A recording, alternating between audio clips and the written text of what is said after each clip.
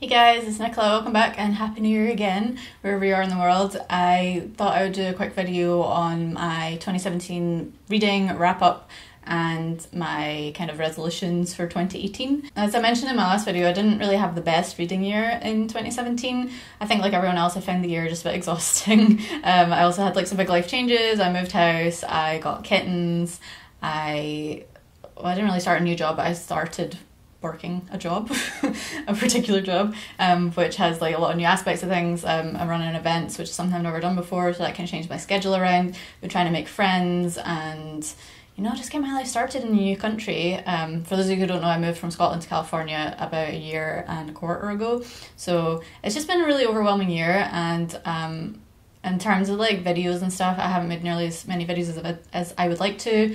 I haven't written a blog post since April, which is kind of crazy because I used to like send out a weekly newsletter. My podcast went on hiatus at the beginning of the year, so that's another thing that I haven't been doing.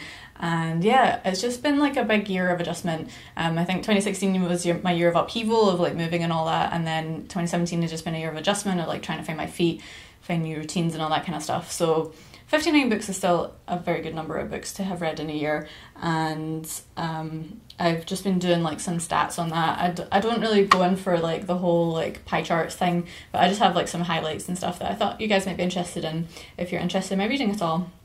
So the first thing to note is my average is 5 books per month, but I actually looked at month to month how many books I read, and there were a few months in the early part of the year where I read like 7 or 8 books a month, and then towards the end of the year I read mostly 3 books per month. So I averaged it out separately from that, and actually it was more like an average of 7 from January to July and then 3 per month from August to December. So I've definitely dropped off towards the end of the year. That's why I set 52 books though, is because I just want to like average 1 per week over the course of the year. And you know, sometimes I reach October and I just like don't have any more room in my brain for stories, or I just get caught up doing other things. Like towards the end of the year, I've actually been watching a lot more films, which has been nice. So yeah, average of 5 books per month overall, but really more like 7 and 3 in the first and then second half of the year. I read 40 books by men and 45 books by women, so that's 24% by men and 76% by women. I think that's about the same as last year. I used to read, when I first started reading a lot, like 50 books a year, then at that point I was definitely reading lots of men and not many women. And then I had a couple of years where it was pretty, like it was gender parity without really trying, which was nice. Now I read a lot more by women and I'm fine with that. In terms of format, I read 9 hardbacks, 25 paperbacks, 23 Kindle books and 2 audiobooks.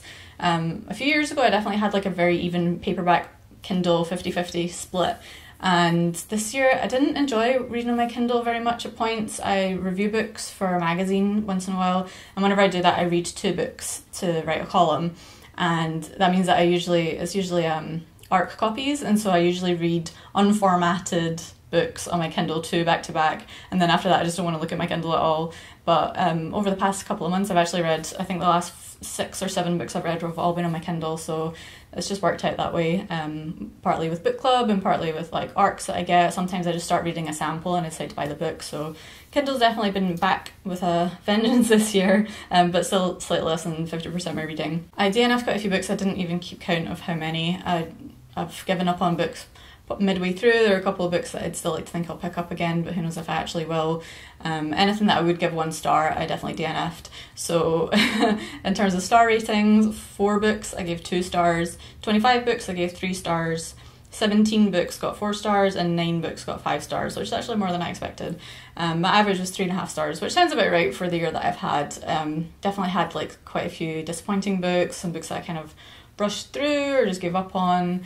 And in terms of the 5-star reads, I think most of those are the ones that you'll see in my best books of the year video, which I'll link above if you haven't seen it yet. I think that's everything I wrote down. I got through that really quickly.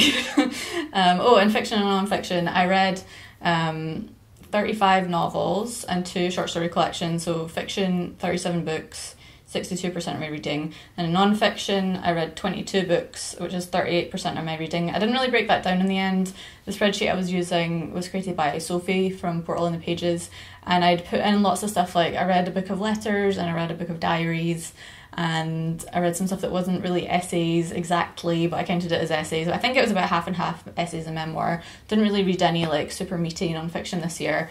I guess there's a couple of books that were kind of like memoir but also social science. So so 62% fiction, 38% non-fiction, which is about the best I could hope for, really. I'm quite pleased with that. Some other highlights: I finished the Neapolitan Quartet by Elena Ferrante. Those were kind of like the main novels of like the early part of my year. I really struggled with novels like through kind of the middle of the year. I wasn't really finding much that I was interested in, but then eventually I did get into some books which are in my best books of the year video, and those novels kind of like buoyed me up again. I just don't really know where I'm at with novels lately. I feel like I want to read like some modern classics, but I'm also kind of averse to trying very hard or reading very carefully at the moment for some reason. I think, like I said, my brain just sometimes gets full of stories. Like by the end of the year, I'm just like, I can't really take in anymore. I tried to read Troubling Love by Elena Ferrante and my brain just wasn't having it. So it just kind of depends. I think I just need to pick things up and see what I click with rather than deciding to read a book and just trying to stick with it even if I'm not in the mood. So that's another thing that I've been thinking about this year. So for 2018, I don't really have any goals that are very different from this year, to be honest. I'd like to read 52 books again. Like I said, I think that's a solid number for me. One a week is manageable. If I do more than that, then I'm delighted, and it gives me something to aim for. So that kind of keeps me going throughout the year. I really actually like the fiction non-fiction split that I had this year, so it would be nice if I were at around 60-40 again. I definitely have a lot of non-fiction books on my shelves that are mostly like essays and memoir and that kind of thing that I would really like to get to. I think I have about 70 unread books, so definitely want to start to make a dent in that. I'd like to buy fewer books. It's kind of a catch-22 because I have new bookcases, as you might have seen in my last few videos, and I really want to fill them up because they're very bare, but I also don't want to end up with like tons and tons of books I haven't read.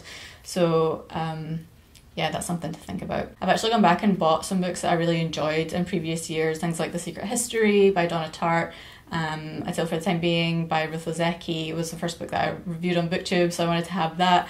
I repurchased some short stories that I'd read on Kindle. A few different books I read on Kindle or for review that I never actually had copies of. So I might embark on some rereading in 2018 as well. That would be nice. I'd always say that I'm going to do that and I never get around to it, so we'll see what happens, but it's something that is in mind that I'd like to think about. I think that's about it for my wrap up and resolutions. If you have any questions about my reading, if that's interesting to you, then you can ask me a question in the comments anytime.